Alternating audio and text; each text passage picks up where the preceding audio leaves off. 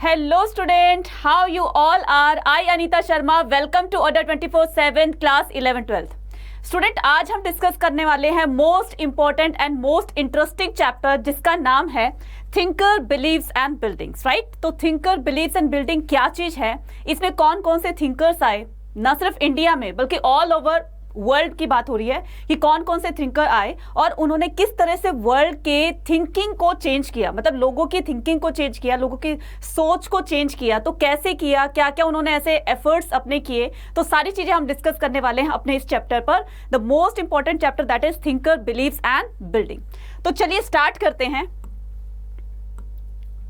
Right?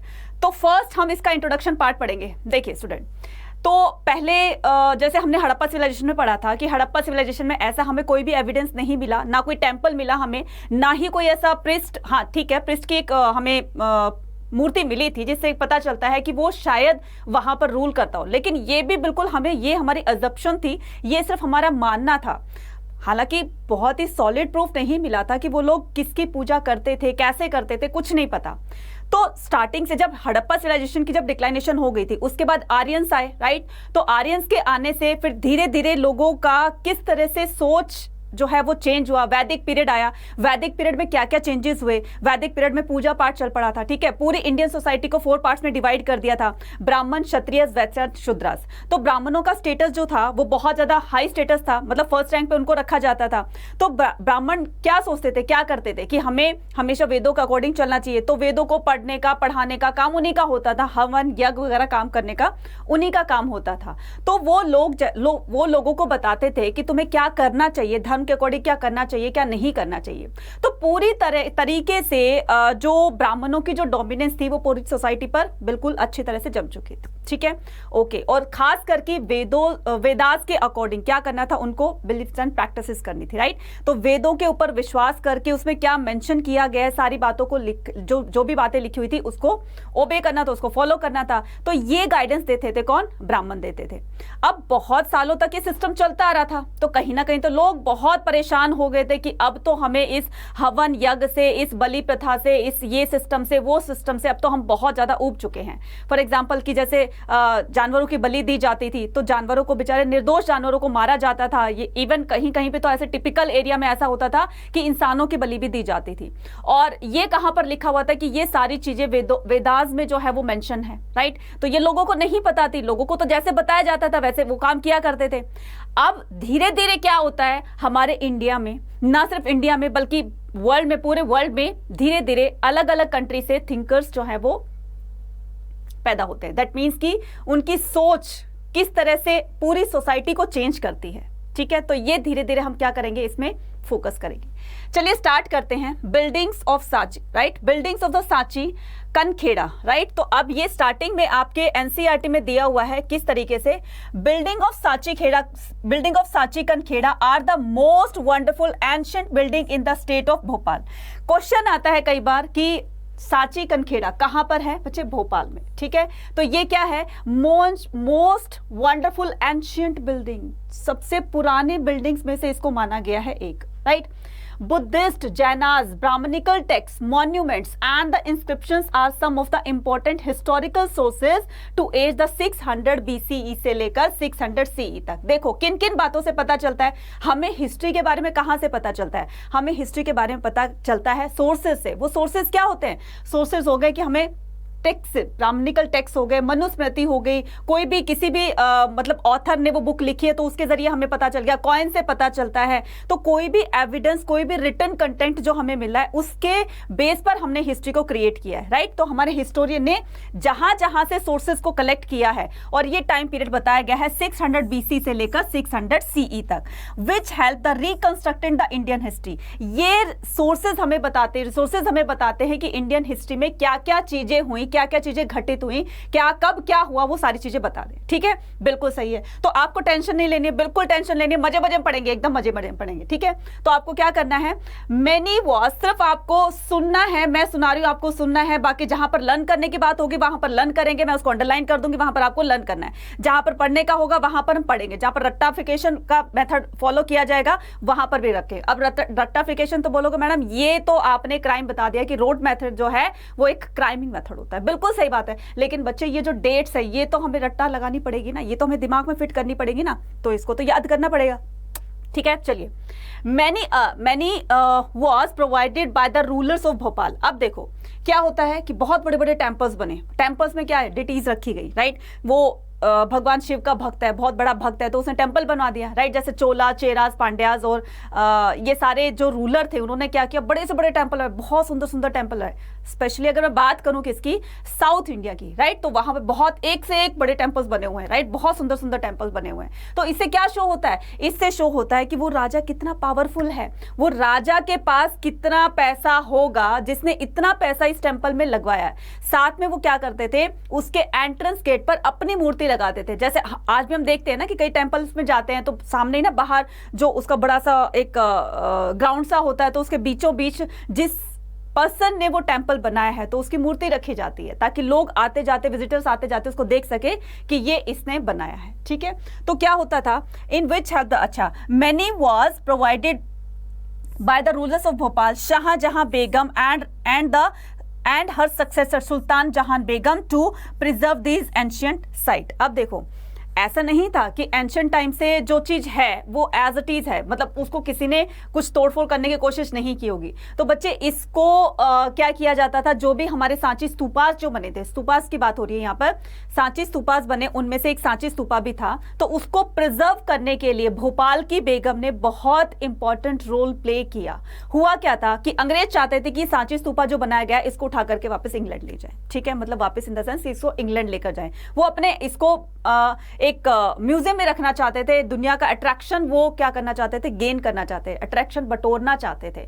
तो उन्होंने क्या किया कि हम तो यहां से ये उस चीज को लेकर जा रहे हैं। तो भोपाल की बेगम जिसका नाम क्या था, भोपाल की बेगम का नाम था शाहजहां बेगम, राइट। शाहजहां बेगम और उनकी सक्सेसर कौन थी, सक्सेसर कौन होता है, उनके उत्तराधिकारी, जो उनकी डेथ के बाद वो सक्सेसर बनेगी। तो इन दोनों ने क्या किया बच्चे, इन दोनों ने इस सांची स्तूपा को, हमारी जो एंशियंट साइट्स हैं, ancient site in the sense कि जो भी हमारी प्राचीन इमारतें हैं उनको संरक्षण देने के लिए काफी इंपॉर्टेंट रोल प्ले किया। इसके लिए उन्होंने काफी सारे डोनेशंस भी दिया। तो उन्होंने क्या किया कि अंग्रेजों को बोला कि भाई तुम ये चीज तो यहां पर रहने दो, इसके बदले में हम तुम्हें एज इट इज बना करके तुम्हें गिफ्ट करेंगे। तो उन्होंने एज इट इज पीओपी का वो बना करके और अंग्रेजों को गिफ्ट किया, जब वो यहां से उसको लेकर के और वहां पर इंग्लैंड में चले जाते हैं। तो कहने का मतलब ये कि ऐसा नहीं है कि एंशियंट साइट्स को प्रिजर्व करने की किसी ने कोशिश नहीं की। एग्जाम्पल आपको दिया हुआ है, भोपाल की शाहजहां बेगम और उनकी सक्सेसर जो थी सुल्तान जहान बेगम, इन दोनों ने ही सांची स्तूपा को प्रिजर्व करने के लिए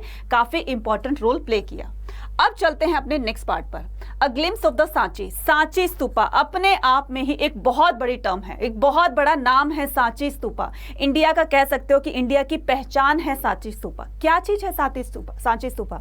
19th सेंचुरी की बात हो रही है। 19th century European were very interested in the stupa at Sanchi. मैंने अभी भी क्या बताया कि यूरोपियंस, जो बाहर के जो कंट्री के लोग थे, यूरोपियंस जो थे स्पेशली, वो सांची स्तूपा पर नजर गड़ाए हुए थे। बहुत सुंदर इसको बनाया गया था और बहुत ही अच्छे तरीके से।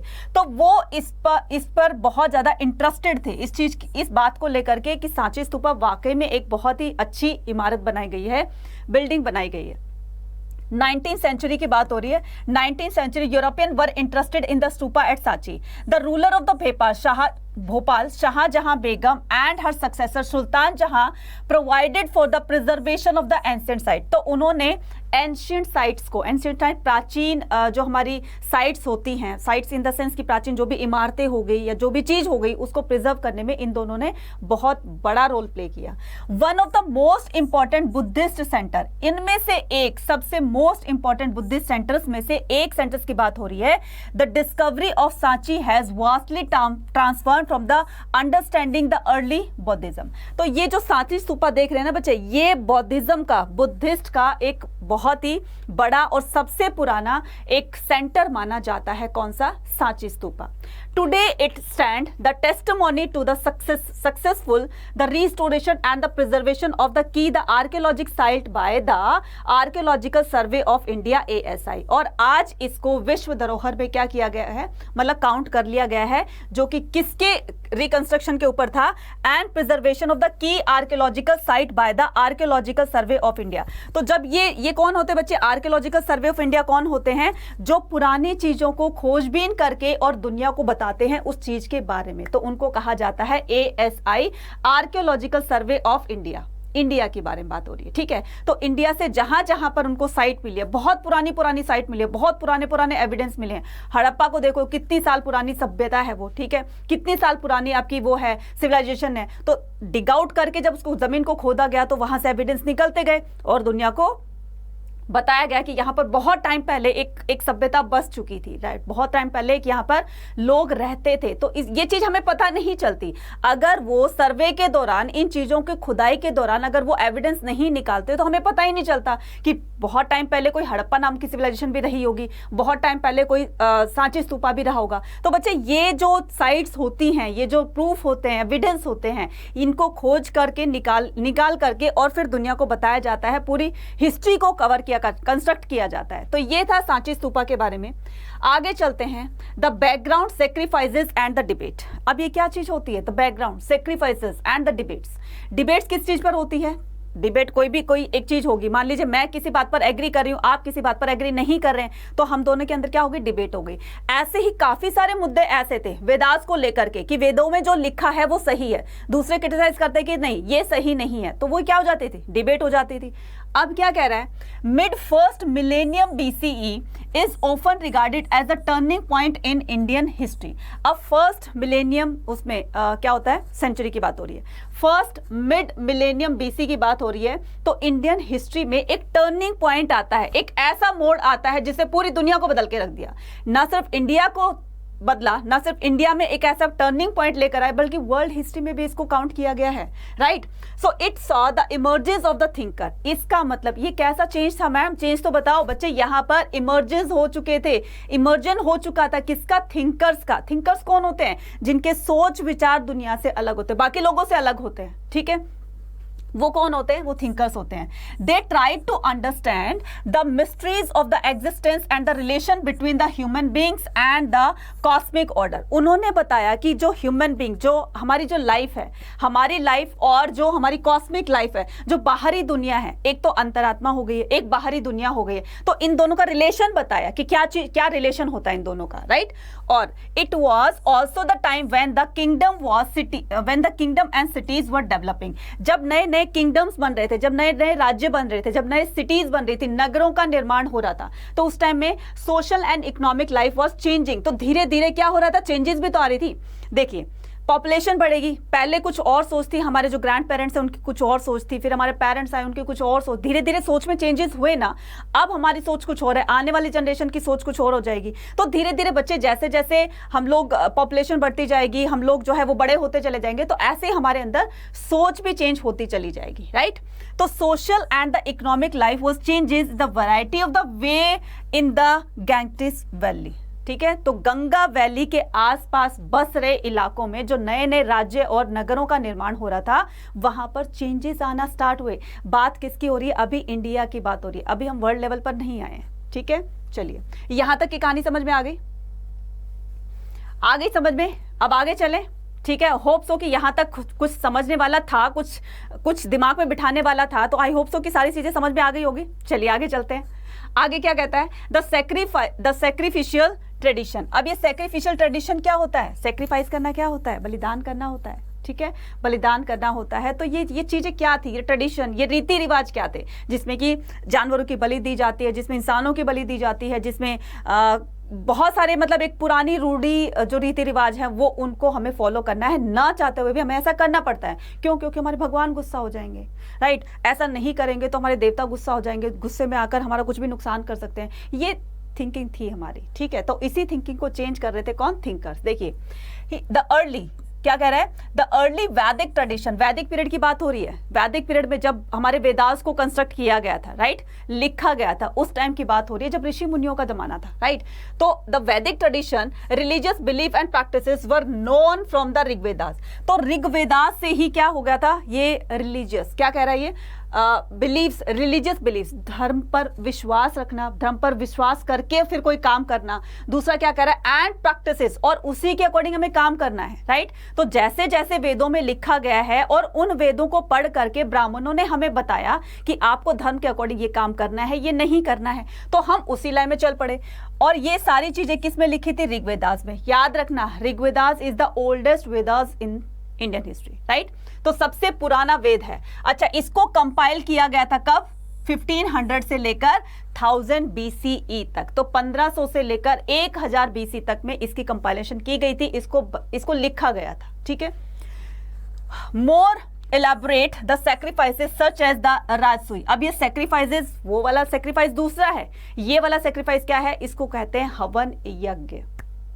समझ गए, जो राजा महाराजा जो बड़े बड़े यज्ञ वगैरह कराते थे ना, राजसूय यज्ञ हो गया आपका, कौन सा जो भगवान श्री राम ने करवाया था, कौन सा, अश्वमेध यज्ञ हो गया, right.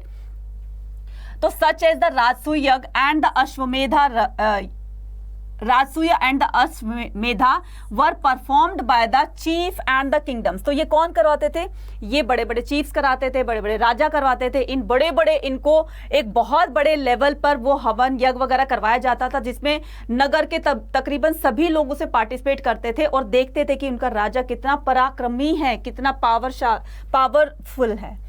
Kings who depend on the ब्राह्मण प्रीस्ट कंडक्ट द रिचुअल। अब क्या करता था, किंग्स हमेशा ब्राह्मणों की बात मानता था, क्योंकि ब्राह्मण ने जैसा जो कहा है तो उसके अकॉर्डिंग राजा को काम करना था, ये उनका धर्म कहता है। और ये सारी धर्म की बातें किस में लिखी होती थी, वेदास में लिखी होती थी। और ये बताता कौन था, ब्राह्मण बताते थे। द न्यू क्वेश्चंस, अब ये नया क्वेश्चन क्या क्रिएट हो गया मैडम, यहां तक की तो कहानी समझ में आ गई, अब आगे क्या है, ये नया क्वेश्चन कैसे क्रिएट हो गया। Many ideas of the उपनिषद। उपनिषद का मतलब क्या होता है, उपनिषद का मतलब होता है, उपनिषद का मतलब जैसे बोलोगे कि ऋषि मुनि के पास बैठकर ली हुई शिक्षा, ठीक है। चलिए, तो found in the Upanishad 6th century. तो 6th सेंचुरी में उपनिषद का जो है वो डिस्कवरी हो चुकी थी। शोज, इसमें बताते हैं the people were curious about the meaning of the life. इसमें उपनिषद में बताया गया है कि लोग किस तरह अपनी लाइफ की, अपनी जीवन की सच्चाई जानने के लिए बहुत ज्यादा उत्सुक थे, बहुत ज्यादा एक्साइटेड थे। उनको जानना था कि लाइफ क्या होती है, लाइफ के बाद क्या होता है, लाइफ से पहले क्या होता है, ये सारी चीजें उनके दिमाग में आ रही थी, सारे क्वेश्चंस उसके दिमाग में आ रहे थे, राइट।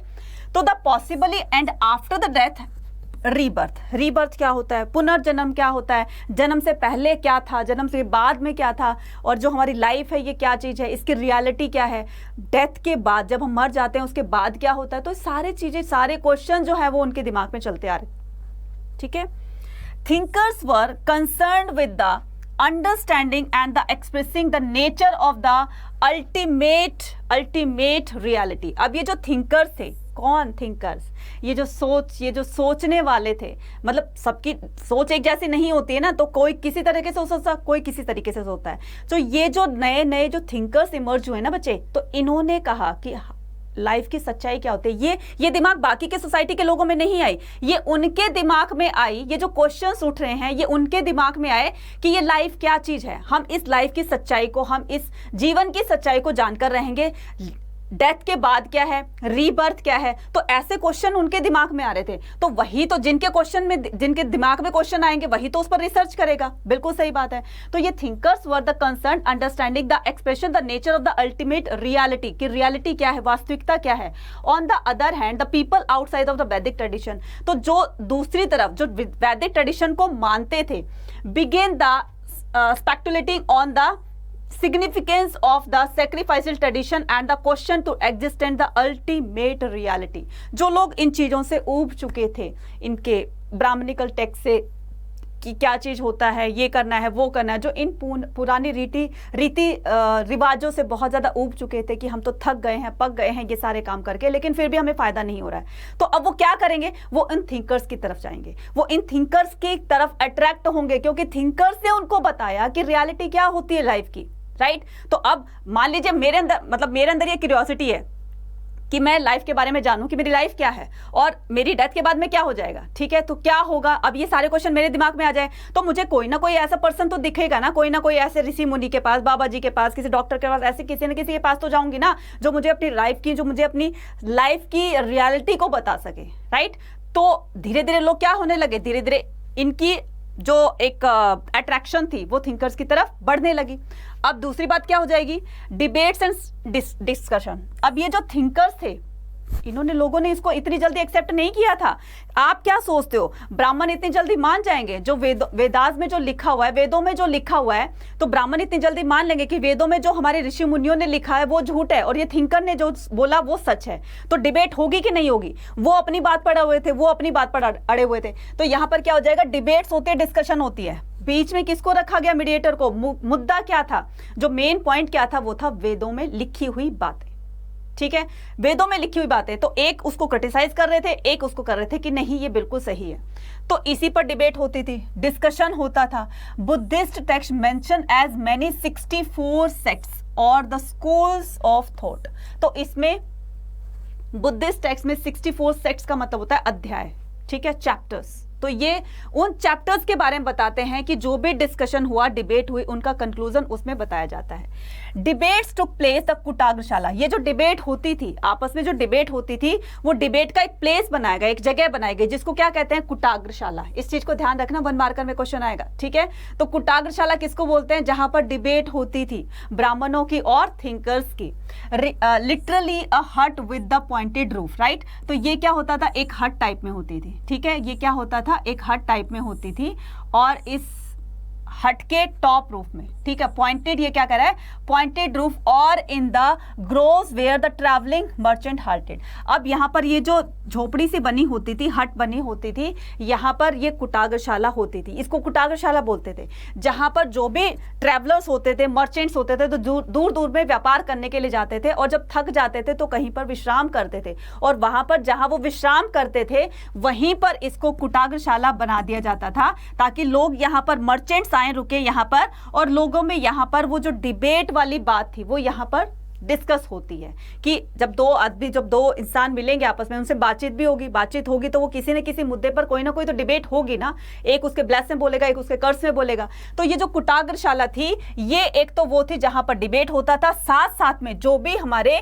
ट्रैवलर्स होते थे, groves where the travelling the mendicant halted, right. तो जहां पर एक तरह की आप इन लगा सकते हो, सराय लगा सकते हो, तो लोग वहां पर उनकी डिबेट को सुनने के लिए आते थे, वो रेस्ट करने के लिए, लेकिन वहां पर देखते थे कि डिबेट हो रही वहां पर, तो उनकी बातों को सुना भी जाता था। तो ये होती थी कुटाग्रशाला।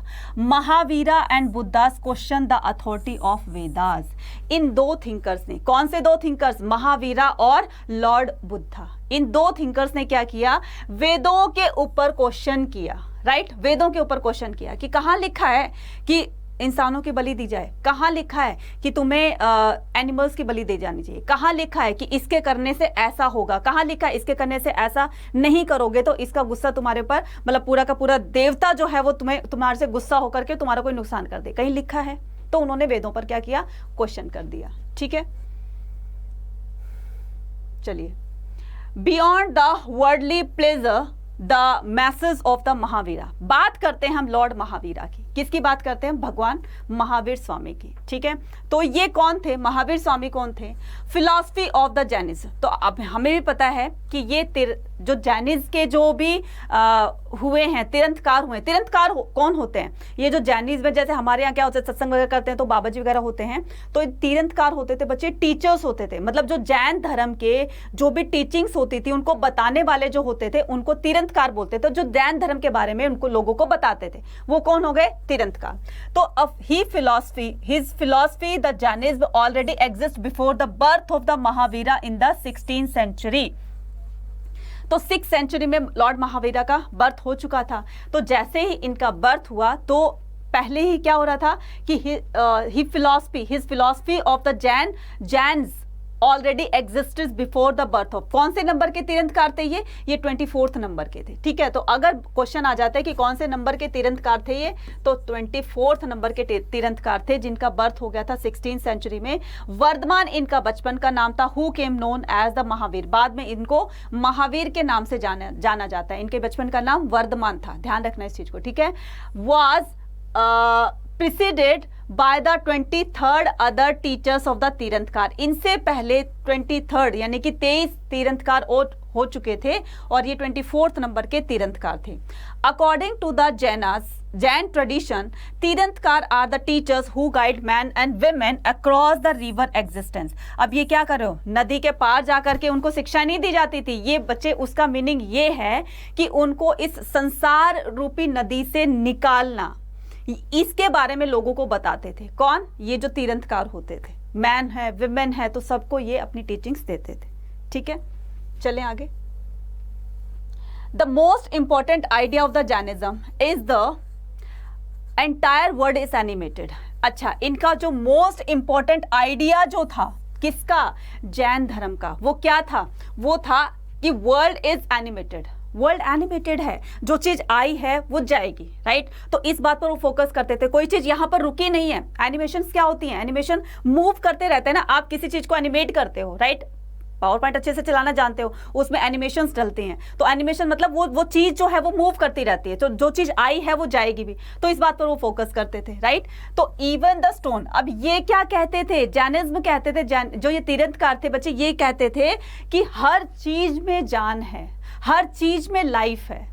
लाइफ का मतलब हर चीज का अपना एक जीवन काल होता है, अपनी एक लाइफ होती है। किस किस में? इवन स्टोन में, पत्थरों में भी उन्होंने बोला है कि इनमें भी लाइफ होती है। पत्थरों की भी लाइफ होती है, राइट? रॉक्स की भी लाइफ होती है, and water have also life, और पानी की भी लाइफ होती है। तो इन्होंने हर चीज में लाइफ को ढूंढा कि हर चीज में मार्कर है, यहाँ पर ये स्टूडियो है, कुछ भी है, तो सबकी अपनी एक लाइफ होती है। तो इन्होंने फोकस किया इस पर। ठीक है, द प्रिंसिपल ऑफ द अहिंसा, इनका मेन सिद्धांत क्या था? इनकी मेन टीचिंग्स का एक एसेंस क्या था? वो था अहिंसा। ठीक है, अहिंसा का मतलब हमें किसी की तरह की कोई हिंसा नहीं करनी है। ठीक है, अब आगे आते हैं।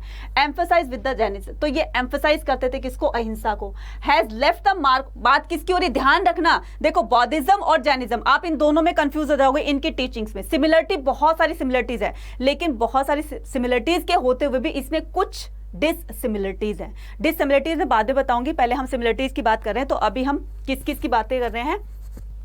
अहिंसा हो गया, फोकस करते थे कि वो अहिंसा पर फोकस करते थे, वो मानते थे कि हर चीज में लाइफ होती है। Emphasize within the Jainism, his left mark on the Indian thinking was whole. According to the Jainism teaching, the cycle birth and the rebirth is shaped through the karma. देखो यहां पर एक चीज कॉमन होगी, किसकी? बौद्धिज्म की और जैनिज्म की। ये लोग रीबर्थ पर क्या कर रहे हैं? ये देखो, the cycle of the birth and rebirth, ये जो जन्म और पुनर्जन्म का जो चक्कर है, is shaped through the karmas, ये कर्म के ऊपर डिपेंड करता है। दैट मीन्स कि जैसा हम कर्म करेंगे उसके हिसाब से हमारा ये वाला जन्म भी और आने वाला जन्म भी हमारा ठीक रहेगा। अगर हम कर्म अच्छे कर रहे हैं, अगर हम एक्टिविटीज अच्छी कर रहे हैं, अगर हम अपना काम अच्छा कर रहे हैं, तो हमारा ये जन्म भी और हमारा आने वाला जन्म भी दोनों ही अच्छे होंगे। स्प्रेड ऑफ द जैनिज्म, अब ये जैनिज्म कैसे स्प्रेड हुआ, इसको फैलाया कैसे गया, राइट? तो इंडिया में हो चुका था। अच्छा, ये महावीर, अब आपको क्वेश्चन क्या बताना है? क्वेश्चन बताना है आपको, क्वेश्चन ऑफ द डे, यानी कि आपका होमवर्क जो होगा वो क्या होगा? आपको बताना है लॉर्ड महावीरा का बर्थ बताना है, कब हुआ और कहां हुआ। ठीक है, birth of Mahavira, birth of Mahavira. ठीक है, when and where, when and where, ये आपका होमवर्क क्वेश्चन रहेगा। ठीक है, तो होमवर्क क्वेश्चन रहेगा। तो जितने भी बच्चे यहाँ पर लाइव देख रहे हैं, तो फटाफट से जब भी इस क्लास को देखोगे तो मुझे कमेंट सेक्शन में लिखकर बताओगे कि लॉर्ड महावीरा का बर्थ कब और कहां हुआ था। छोटा सा क्वेश्चन है, दो पॉइंट बताने आपको, कब और कहां। ठीक है, आई होप सो कि आप जरूर देंगे आंसर इसका। ठीक है, कमेंट सेक्शन में लिखकर जरूर बताएंगे। अब ये जैनिज्म स्प्रेड कैसे हुआ? Jainas monk and the nuns took 5 oaths. देखो, जो जैन्स के जो मॉन्क और नन होते थे, मॉन्क और नन कौन होते थे? जो उनके भिक्षु और भिक्षुणी होते थे, जो वहां पर उनके आश्रम में रहते थे, तो उनके 5 ओथ्स थे। कौन कौन से? To abstain from the killing, stealing and lying, हमें कभी भी चोरी नहीं करनी है, हमें कभी भी झूठ नहीं बोलना है। ठीक है, और क्या था? To observe the celibacy and to the abstain from the possessing of the property, हमें किसी पराई चीज पर अपनी नजर नहीं डालनी है। ठीक है, पराई चीजों पर नजर नहीं डालनी है। तो वो दूसरों की है तो उनको रहने दीजिए, हमारे पास जितना है हमें उसी में ही सेटिस्फाई रहना है। तो इस तरह की टीचिंग थी, राइट? तो gradually Jainism spread to many parts of India. ठीक है, तो इस तरह के ओव्स को लेकर, प्रिंसिपल्स को लेकर, थिंकिंग्स को लेकर के जैनिज्म को फैलाया गया। ठीक है, अब वही कहते हैं ना कि जब तक आप उसको एडवर्टीजमेंट नहीं करोगे तो लोगों को पता कैसे चलेगा। तो इसको फैलाने का काम भी कौन कर रहे थे? तो जैनिज्म के जो फॉलोवर्स थे बच्चे, वो ही उस जैनिज्म को फैलाने का काम कर रहे थे। ठीक है, जैना scholar produce a wealth of the literature in a variety of the language, Prakrit, Sanskrit and Tamil. जो इनकी टेक्स्ट बुक्स लिखी गई थी बच्चे, ऐसा नहीं था कि वो पर्टिकुलर एक ही लैंग्वेज में लिखी थी। तो जिस भी एरिया में, जिस एरिया के लोगों को जैसे समझ में आता था, वो उसी लैंग्वेज में उसको कन्वर्ट करके, ताकि लोग ज्यादा से ज्यादा जैन धर्म को समझें। समझेंगे कब? जब लोगों की लोकल भाषा में वो चीज लिखी होगी। क्लियर? अब हमें मान लीजिए हमें स्पेनिश दे दे, जर्मन दे दे, कोई और वो दे दे, कोई अदर लैंग्वेज दे दे, जो हमें सही नहीं पता कि एक्चुअल में उसका मीनिंग क्या है, कैसे पढ़ी लिखी जाती है, तो हम उस चीज को नहीं ना तो पढ़ सकते हैं, ना लिख सकते हैं, ना बोल सकते हैं। राइट? तो जो चीज हमें, जो भाषा समझ में आएगी, हम उसी में तो इजीली अपने आप को कंफर्टेबल फील करेंगे ना। तो उन्होंने क्या किया, उनकी जो लैंग्वेजेस थी, उनकी जो टेक्स्ट बुक की जो लैंग्वेजेस थी, वो प्राकृत थी, संस्कृत थी और तमिल थी। क्लियर? जिससे कि लोग ज्यादा पढ़ेंगे और उसको समझेंगे। ठीक है, क्लियर हो गया बच्चे? चलिए, the Buddhas and the quest for the alignment. अब ये जो क्वेस्ट क्या होती है? क्वेस्ट होती है प्यास, तृष्णा। ठीक है, प्यास होती है, तृष्णा होती है, किसी चीज को पाने की एक प्रबल इच्छा होती है। ठीक है, तो वो क्या हो गया? The Buddhas, Lord Buddhas and the quest for the alignment. आपको पता है ना लॉर्ड बुद्धा की स्टोरी क्या है? जब वो बचपन में जब वो पैदा हुए थे तो 14 डेज के बाद इनकी मदर की डेथ हो जाती है, और फिर इनकी जो मासी थी महाप्रजापति गौतमी, तो इन्होंने ही उनको क्या किया, पाल पोस के बड़ा किया।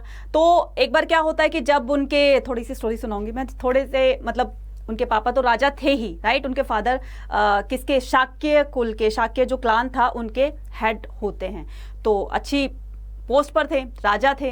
तो एक बार 2-3 ऋषि मुनि आते हैं, तो उन्होंने राजा को, जैसे क्यूरियोसिटी होती है अपने बच्चे के बारे में पूछने की, तो उन्होंने कहा ये मेरा बेटा है, तो आप इसका भविष्य देख के बताइए क्या हो जाएगा, क्या नहीं होगा। और फिर उन्होंने, ऋषि मुनियों ने बताया कि ये बड़ा चल करके दो बातों में से एक, मतलब इनमें से दो में से एक तो जरूर बनेगा। क्या? या तो ये बहुत बड़ा सन्यासी बनेगा, या ये बहुत बड़ा चक्रवर्ती सम्राट बनेगा। राजा खुश, चक्रवर्ती सम्राट नाम का सुनते ही, राइट? अब उन्होंने कहा एक चीज जो उनके बात में स्टक कर रही थी, ये ऋषि मुनि भी तो बन सकता है, एक बहुत बड़ा सन्यासी भी तो बन सकता है। सन्यासी से बचने के लिए मुझे क्या करना पड़ेगा? इसको मुझे हर वो ऐशो आराम देने पड़ेंगे, मुझे उसकी बाहर की दुनिया नहीं दिखानी है। अगर ये बाहर की दुनिया देखेगा तो ये लाइफ की रियलिटी को जानेगा। ठीक है, लाइफ की रियलिटी को जानेगा तो फिर ये जंगलों में निकल जाएगा, तपस्या करेगा, और मैं नहीं चाहता कि मेरा बच्चा किसी चीज से दुखी हो। तो इन्होंने क्या किया, हर वो ऐशो आराम, हर वो चीज उनको महल के अंदर ही ला कर दी जो वो चीज चाहते थे।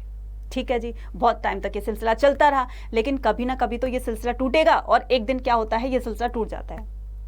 टूटा कैसे? एक दिन उनके पापा जी बाहर चले जाते हैं, किसी काम से बाहर चले गए, ऑफिशियल वर्क से, राजा तो थे ही तो काम पढ़ते रहते हैं। तो उन्होंने अपने चैरिटर से कहा, तो उन्होंने अपने, जो उनका सारथी होता है, चैरिटर्स होता है, तो उन्होंने कहा कि मुझे बाहर ले चलो। उन्होंने कहा नहीं, आपको, मतलब मुझे आज्ञा नहीं है कि मैं आपको बाहर लेकर जाऊं। उन्होंने कहा मैं तुम्हें बोल रहा हूं, बीइंग अ प्रिंस, मैं आपको बोल रहा हूं कि मुझे बाहर जाना है और मुझे बाहर लेकर जाओ, जल्दी वापस आ जाएंगे, बस थोड़ा सा मुझे घुमा लो, मुझे बाहर की दुनिया देखनी है। ठीक है, तो वो लेकर जाते हैं उनको, तो साथ में उनको 4 चीजें दिखाई देती है। कौन कौन सी? एक बूढ़ा आदमी दिखाई देता है जो लाठी के सहारे चल रहा था, उसकी कमर झुकी हुई थी। दूसरा दिखाई देता है उसको एक कोढ़ी दिखाई देता है जिसके बहुत, मतलब पूरी बॉडी पर लाइक पिंपल्स टाइप में हो रहे थे, और उनसे कुछ लिक्विड सा वो निकल रहा था, लाइट। और फिर क्या होता है कि एक उनको डेड बॉडी दिखाई देती है जिसके पीछे पीछे लोग चल रहे हैं, रो रहे हैं, तो ये। और फोर्थ क्या था? एक सन्यासी दिखाई दे जो भजन कीर्तन करते हुए, मगन होकर, मस्त होकर पूरे जंगल में, और भगवान का जाप करते हुए पूरे जंगल में घूम रहा है। तो ये 4 चीजें उन्होंने देखी, और इसी 4 चीजों को वो पूछता है कि ये क्या चीज है। उन्होंने कहा ये कुछ नहीं है, ऐसे ही है, ये तो होता ही है, वो करके तब उनके मन में, ये उनके दिमाग में क्वेश्चन आता है कि मैं लाइफ की रियलिटी को जानकर रहूंगा। और फिर क्या कहते हैं, उसी टाइम उन्होंने डिसाइड कर दिया कि मैं लाइफ को जानकर रहूंगा, और इसके लिए सबसे पहले मुझे ग्रह त्याग करना होगा। ठीक है, सबसे पहले मुझे घर छोड़ना होगा, राइट? तो द टीचिंग ऑफ द, तो आई होप सो कि ये स्टोरी आपको पसंद आई होगी और सुनी भी होगी, है ना? सुनी होगी, बिल्कुल सुनी होगी। तो थोड़ा सा यहाँ पर स्टोरी को बनाना ताकि चैप्टर में और ज्यादा इंटरेस्ट आ जाए, तो चलिए थोड़ा सा और जान लेते हैं लॉर्ड बुद्धा के बारे में क्या कहते हैं। The teaching and the message of the Buddha spread across the continent and beyond. तो ना सिर्फ ये इंडिया में फैला, इंडिया से बाहर भी फैला। क्या? बौद्धिज्म, राइट? तो बौद्धिज्म इंडिया से बाहर भी थ्रू द सेंट्रल एशिया, कहां कहां पर, सेंट्रल एशिया में, राइट, सेंट्रल एशिया से लेकर चाइना में, भारत में, चाइना में, कोरिया में, जापान में, श्रीलंका में, यहां तक फैल गया, even Myanmar also, Myanmar, Thailand, Indonesia, इतनी जगहों पर बुद्धिज्म फैल गया। सोच सकते हो ना कितने बड़े लेवल पर ये धर्म चला होगा, और आज भी है, ठीक है। According to the Buddhist tradition the Siddhartha as the Buddhist was name the birth, right, और इनके बचपन का नाम क्या था, इनके बचपन का नाम सिद्धार्थ था, दोनों में एक सिमिलरिटी है, इनके बचपन का नाम सिद्धार्थ था और महावीर के फादर का नाम सिद्धार्थ था। तो आपको दो चीजें याद रखनी है, इनके बचपन का नाम क्या था, सिद्धार्थ, उनके बचपन का नाम क्या था, वर्धमान, याद रहेगा। बाद में उनको जब अलाइनमेंट हो जाती है, जब उनको मतलब ज्ञान की प्राप्ति हो जाती है, तब वो महावीर कहलाने लगते हैं, और जब इनको ज्ञान की प्राप्ति हो जाती है तब इनको बुद्ध कहलाते हैं, मतलब तब इनको बुद्ध कहा जाने लगा, ठीक है। तो ये थे। अच्छा, he was the son of the chief Shakya clan, मैंने बताया ना उनके पापा शाक्य क्लान के, शाक्य जो एक वंश होता है, कुल होता है, उसके हेड ऑफ द डिपार्टमेंट होते हैं। He had the shelter uprising the place of the where the he was deeply the anguished when he saw the old man, ये मैं बता चुकी हूँ, old man, sick man and the corpse. He also now the homeless mendicant who seemed to him had come to terms with the old age, disease and death. ये सारी चीजें उनको जाननी थी, ये बीमारी क्यों होती है, ये डेथ क्यों होती है, ये जो बूढ़ा आदमी है ये लाठी से झुककर क्यों चल रहा है, ये सारी चीजों को उनको जानना था, और इसी जानने के चक्कर में वो छोड़ देते हैं अपना घर, ठीक है। Siddhartha decided to left, Siddhartha decided that he to would adopt the same path, he then he the palace and the set in the search of his own truth, और वो सच्चाई की तलाश में निकल जाते हैं। जब वो घर छोड़ करके, अपने घर छोड़ करके और जंगलों की तरफ जाते हैं, सब सन्यासी बनने के लिए जाते हैं, तो गृह त्याग को बोला जाता है क्या, गृह त्याग को कंसिडर किया जाता है महापरिनिर्वाण, नहीं, उसको क्या बोला जाता है, महापरिनिर्वाण, ठीक है, चलिए। The teachings of the Buddha, अब बौद्धिज्म की टीचिंग्स क्या थी, बौद्धिज्म की शिक्षाएं क्या थी, ठीक है। तो शिक्षाएं क्या थी, द बुद्धास टीचिंग, राइट, तो the Buddha's teaching,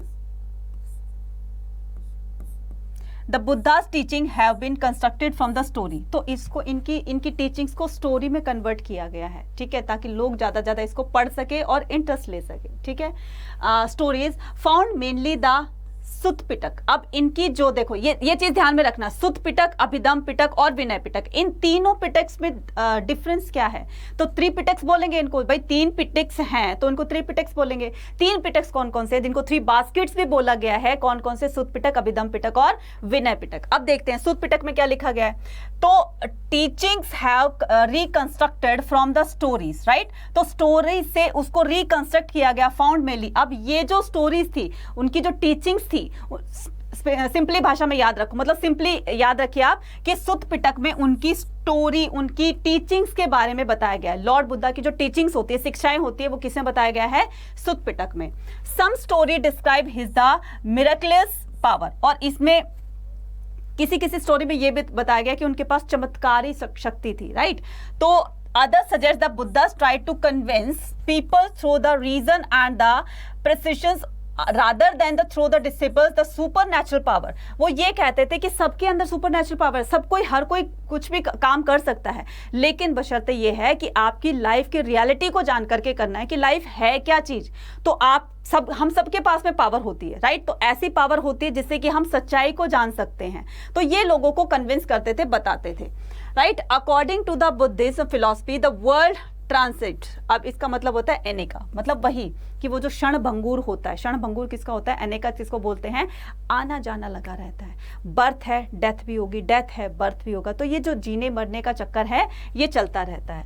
and constantly the charging, it is also the soulless Ananta. अब ये सोललेस क्या होता है, सोललेस होता है कि अंत, मतलब जो हमारी बॉडी है, तो बॉडी हमारी नहीं है, जो हमारी खुद की अंतरात्मा है, एक्चुअल में वही एक चीज है, वही रियलिटी है। ये शरीर क्या है, ये एक मिट्टी है। तो ये इस तरह से ये क्या बताते, टीचिंग्स अपनी उनको बताते थे। As there nothing the permanent, कुछ परमानेंट नहीं है, इटर्नल है, क्षणभंगुर है सब कुछ, जो चीज है वो जाएगी जरूर, right. With in the transit the world सोरो, ये संसार जो है वो दुखों का घर है, दुखों का घर है, तो जितनी हम एक्सपेक्टेशंस रखेंगे किसी से उतना ही ज़्यादा हमें दुख होगा। इसलिए वो कहते थे कि मत किसी से एक्सपेक्टेशंस रखो, बस इतना करो जितना कि तुम्हें रिक्वायर्ड है, जितना कि तुम्हें ज़रूरत है। किसी से ज़्यादा मोह माया रखोगे, पैसे से बहुत ज़्यादा प्यार करोगे, किसी से बहुत ज़्यादा प्यार करोगे, अटैचमेंट बहुत ज़्यादा होगी, कभी ना कभी ऐसा होगा कि आप एक्सपेक्ट करते जाओ और सामने वाला ना करे।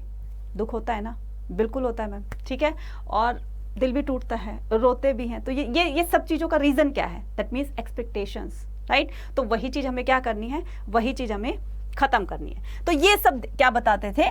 ये सब बताते थे लॉर्ड बुद्धा, ठीक है। Followers of the Buddhas, right. तो फॉलोअर्स ऑफ द बुद्धास, तो बुद्ध के फॉलोअर्स कहाँ कहाँ पर फैले, उन्होंने कहाँ कहाँ पर बौद्ध धर्म को फैलाने का काम किया, उनकी लाइफ कैसी थी, वो कैसे संघ में रहते थे, कैसे क्या करते थे, तो सारी चीजें डिस्कस करेंगे। As the number of the disciples, disciples कौन होते हैं? उनके शिष्य, ठीक है। Disciples of the Buddha increase and founded a sanghas and organisation of the monk who became the teachers of the Dhamma, right. तो ये क्या कहते हैं कि ये जो धर्म को फैलाने का काम करते हैं उनको क्या कहा जाता है? उनको धम्मा कहा जाता है, राइट। तो these monks lived on alms and so they were known as the bhikkhus. अब ये एक संघ में रहते थे। ये आर्म्स क्या होता है बच्चे? संघ होता है, एक ग्रुप में रहते थे, right. Group in the sense एक वो शेल्टर में रहते थे, तो जहां पर वो आश्रम टाइप में रहते थे और उसी में जो है मतलब उनकी जो भी उनकी एक्टिविटीज होती थी, डेली एक्टिविटीज होती थी, वहीं पर रहकर उसको कंप्लीट करते थे। और उनको कहा जाता था, जो बौद्ध धर्म को अपना करके अपना ग्रह त्याग कर करके जहां पर उस संघ में रहता था, उनको कहा जाता था भिक्खुस। क्या कहा जाता था? भिक्खुस। भिक्षु भी बोल सकते हो, भिक्खुस भी बोल सकते हो। इनिशियली ओनली द मैन, पहले क्या होता था कि सिर्फ मैन ही उस संघ के मेंबर बन सकते हैं। बौद्धिज्म को अपनाने या घर छोड़ने का निर्णय कौन ले सकते हैं? सिर्फ मैन ले सकते हैं। वुमेन को कोई राइट नहीं था कि वो आश्रम में आकर रहेगी, रहने के बाद बौद्धिज्म की जितनी भी टीचिंग्स है उनको फॉलो करेगी, फॉलो करने के बाद अपनी लाइफ की रियलिटी को क्या है वो जानने की कोशिश करेगी। तो ये सब मैन के लिए कंपल्सरी था, वुमेन्स के लिए नहीं था। इनिशियली बात हो रही है, लेकिन बाद में क्या होता है, बाद में विमेन्स को अलाउ कर दिया जाता है इस चीज के लिए कि वो भी अब संघ में रह सकती है, भिक्खुनी बन सकती है, भिक्षुणी बन सकती है और वहां आकर और अपने जितने भी मोहमाया होते हैं सांसारिक सुखों को त्याग करके और उस संघ में रह सकती है। तो उनकी जो फर्स्ट डिसाइपल थी वो कौन थी? उनकी खुद की मासी महाप्रजापति गौतमी। इन्हीं गौतमी के नाम से ही उनका नाम पड़ा था गौतम बुद्धा, ठीक है। तो गौतम बुद्धा, बुद्ध देखो ये दोनों चीज, दोनों टर्म अलग अलग है। गौतम बुद्धा, तो गौतम गौतमी के नाम से पड़ा, बुद्धा कब पड़ा? जब उनको अलाइनमेंट गेन हो गई थी, राइट। तो जब उनको ज्ञान की प्राप्ति हो गई थी तो बुद्ध उनका नाम पड़ा। बुद्ध का लिटरल मीनिंग होता है द लाइट ऑफ वर्ल्ड, ठीक है, संसार का प्रकाश। ये लिटल मीनिंग होता है किसका? बुद्ध का। Buddhist followers came from many social groups, right. तो ऐसा नहीं था कि पर्टिकुलर ग्रुप से आएंगे कि अमीर लोग हैं वही संघ में आकर रहेंगे, गरीब लोग हैं वही जाकर, जो बहुत ज्यादा दुखी है सिर्फ वही लोग। अलग अलग सेक्शन से लोग वहां पर उनके फॉलोवर्स बनते चले गए, राइट। और क्या था? दे इंक्लूड द किंग्स, यहां तक कि किंग्स भी। अशोक ने क्या किया था बाद में, जब वो कलिंग वॉर हुआ था तो कलिंग वॉर के बाद अशोक ने भी वो कर लिया था ना, इनकी डिसाइपल्स बनना वो कर लिया था, एक्सेप्ट कर लिया था। तो इनके डिसाइपल बन गए थे, इनके फॉलोवर्स बन गए थे। तो किंग भी बने थे, वेल्दी पर्सन जो रिच पीपल होते थे वो भी इनके फॉलोवर्स बन गए थे, गृहपति भी बन गए थे। गृहपति कौन होते हैं? हेड ऑफ द फैमिली होते हैं, वो भी बन गए थे, राइट, फॉलोवर्स बन गए थे। And also the number of the folk workers, slaves and the craft peoples. तो जो भी स्लेव्स हो गए, नौकर हो गए, तो ये सारे क्या बन गए थे? ये इनके फॉलोवर्स बनते चले गए थे, ठीक है। लेकिन उनको सबसे पहले, जैसे मान लीजिए ये जो वर्कर्स हैं, स्लेव्स हैं या फिर क्राफ्ट पर्सन है, जब ये संघ के मेंबर बनने के लिए आते हैं, मॉन्क बनने के लिए आते थे, तो इनको हमेशा एक ही बात बोली जाती थी। क्या तुमने अपने मास्टर से पूछा? अगर मास्टर ने तुम्हें परमिशन दे दी है कि तुम जाओ और जाकर के संघ में मेंबरशिप ले सकते हो, ठीक है, तो अगर तुमने वहां से उन्होंने अपने आप से आपको फ्री कर दिया तो आप वहां से तो फ्री हो गए। दैट मीन्स कि वो वाली मोह माया जो थी वहां से तो आपका पता साफ हो गया, मतलब वहां से तो परमिशन मिल गई कि तुम जा सकते हो। तो एक जगह से रास्ता साफ हो गया। अब आकर हम अपनी लाइफ को क्या करेंगे? बिल्कुल पूरी तरीके से एक सन्यासियों की तरह से व्यतीत करेंगे। अच्छा, जो भी ये भिक्खुस और भिक्खुनीज होती थी, ये क्या करते थे, जब भिक्षा मांग कर लाते थे तो उन सभी की भिक्षाओं को, जो भी आटा दाल चावल जो भी कुछ मिलता था, उसको इकट्ठा कर लिया जाता था और जितने भी मॉन्क्स होते थे, जितने भी भिक्खुज और भिक्खुनीज होती थी, उनको इक्वली डिस्ट्रीब्यूट कर दिया जाता था। जो उनके जो बेड्स होते थे, बिस्तर वगैरह होते थे, तो वो उनको ज़मीन पर सोना होता था, ठीक है, बिल्कुल सिंपल कपड़े पहनने होते थे। जो ये होता था, मतलब हेयर शेव करवाने होते थे, तो हेड जो है वो शेव कराना होता था, मतलब गंजे बाल नहीं रखने हैं। तो इस तरीके से वो क्या करते थे, कुछ उनके रूल रेगुलेशंस बनाए गए थे, राइट। तो ये थे क्या, ये थे भिक्खुज और भिक्खुनीज, राइट। तो फॉलोवर्स ऑफ द बुद्धिज्म। तो ये समझ में आ गया अच्छी तरह से। नेक्स्ट पर चलिए जी, अब आते हैं स्टूपास। मैडम ये स्टूपास क्या होते हैं? वो ठीक है, ये सारी बात यहाँ तक तो समझ में आ गई, लेकिन ये स्टूपास क्या होते हैं, ये कहानी समझ में नहीं आई। इसको भी समझ लेते हैं, टेंशन क्यों लेनी है, ठीक है। चलिए, द बुद्धिस्ट आइडिया, तो Buddhist idea and practices people tended to the regard certain places as the sacred. भाई रहने के लिए, मॉन्क्स के रहने के लिए कोई ना कोई तो जगह बनाई होगी ना। ऐसे नहीं कि वो पेड़ों के नीचे रह रहे हैं या फिर वो झोपड़ियों में रह रहे हैं, कहीं भी, मतलब कहीं ना कहीं तो स्टे करना पड़ेगा ना उनको। हम लोग भी तो घर में रहते हैं। तो ऐसे ही जो मॉन्क्स होते थे, जो भिक्खुज और भिक्खुनीज होती थी, तो उनकी रहने की जो जगह थी, राइट, तो उनको स्टूपा बोला जाता था, जहां पर वो अपनी पवित्र लाइफ को स्पेंड कर सकें, अपनी पवित्र लाइफ को जी सकें। These include site with the special trees और द यूनिक। जो पहले के, जो बहुत टाइम पहले के, स्टार्टिंग की बात कर रही हूँ, जब उनको मॉन्क बनना उन्होंने स्टार्ट किया ही था, फॉलोवर्स बनने स्टार्ट हुए थे, तो वो क्या करते थे, स्पेशल ट्री, तो बहुत बड़े लंबे चौड़े, जैसे बरगद का वो पेड़ हो जाता है तो बहुत लंबा चौड़ा होता है, तो वहीं पर अपना आश्रम झोपड़ी पट्टी डाल करके वहीं पर वो लोग रहने लगे। फिर धीरे धीरे रॉक्स के, यूनिक रॉक्स, तो बड़ी बड़ी चट्टानें होती थी, पत्थर होती थी, उन्हीं के अंदर गुफा सी बना करके वो लोग रहते थे, राइट। और द साइट एव the inspiring the natural beauty, ताकि वो नेचर के टच में रह सकें। नेचर के टच में रहेंगे, कोई कूलर, एसी, पंखा ये वगैरह कुछ नहीं था, तो वो लोग वहां नेचर के टच में रहेंगे तो आनंद की प्राप्ति होगी उनको, तो अच्छे से वो क्या कर सकते हैं, अपना मेडिटेशन कर सकते हैं। दी साइट, ये जो भी अब मैंने साइट्स बताई हैं, स्पेशल ट्रीज हो गए, या फिर वो रॉक्स के अंदर गुफा बना करके वो रहते थे, या फिर कुछ और इस टाइप में बनाकर रहते थे, घरवर टाइप में, या कुछ आश्रम टाइप में बनाकर रहते थे। Away the inspiring the natural beauty, the site with the small shrines attach to them, right. तो ये क्या होते थे, छोटे छोटे जो ये अपने रहने के जो जगह बनाते थे, साइट्स बनाते थे, तो वहां पर ये अपनी मॉन्क की लाइफ को स्पेंड करते थे। Were some time describe at the chaityas. अब देखना, चैत्यास और मैं विहारास में बता रही हूँ कि क्या डिफरेंस होता है। चैत्यास और विहारा, तो ये जो मॉन्क रहते थे बच्चे, जहां पर ये बुद्ध की प्रतिमा बना करके, बुद्ध की मूर्ति बना करके और उनकी पूजा पाठ किया करते थे, उनको मेडिटेट किया करते थे, राइट, उनका ध्यान लगाया करते थे, तो उसको कहा जाता है चैत्यास, ठीक है। ये क्या था, ये वर्शिप प्लेस था। किसका, ये गौतम बुद्धा का वर्शिप प्लेस था, जहां पर वो मॉन्क रह करके मेडिटेशन कर कर और भगवान बुद्ध का ध्यान लगाते थे। तो उस ध्यान वाली जगह को, ध्यान लगाने वाली, मेडिटेशन करने वाली जगह को, प्लेस को क्या बोला जाता था, चैत्यास। जहां पर वो रहते थे, दो अलग अलग टर्म है, एक चैत्यास हो गई, एक विहारास हो गई। विहारास किसको बोलते हैं, जहां पर वो लोग रहते थे, ठीक है, जहां पर वो लोग रहते हैं आश्रम टाइप में, और सोना खाना पीना सारा वहीं पर होता है, तो उसको बोला जाता है विहारास। ये चीज दोनों ध्यान में रखना, ठीक है, विहारास और चैत्यास। चैत्यास बता दिया वर्क प्लेस होता है, और ये क्या हो गया, उनका रेजिडेंशियल प्लेस। क्या होता है, रेजिडेंशियल प्लेस, ठीक है, ये हो गया और ये हो गया, ठीक है। तो after the 200 years after the time of the Buddha, Ashoka erected the pillar of the Lumbini mark. तो ये क्या कह रहा है, लुम्बिनी कौन सी जगह थी, लुम्बिनी वो जगह थी जहां पर महात्मा बुद्ध का जन्म हुआ था, लुम्बिनी में, नेपाल में, ठीक है। तो लुम्बिनी में, to mark at the fact that he had visited the places. तो उन्होंने क्या किया, तो लॉर्ड जो गौतम बुद्धा थे, उनकी डेथ के बाद में जो भी उनके एसेंस बचे, मतलब जो भी उनके क्या बोलते हैं उसको, उनकी बॉडी के एशेज, मतलब राख जो बची, तो वो जो भी कुछ बचे उसमें से, तो जैसे वो गंगा में हम लोग प्रवाहित कर देते हैं ना, गंगा में उसको फ्लो कर देते हैं, तो उन्होंने फ्लो नहीं किया।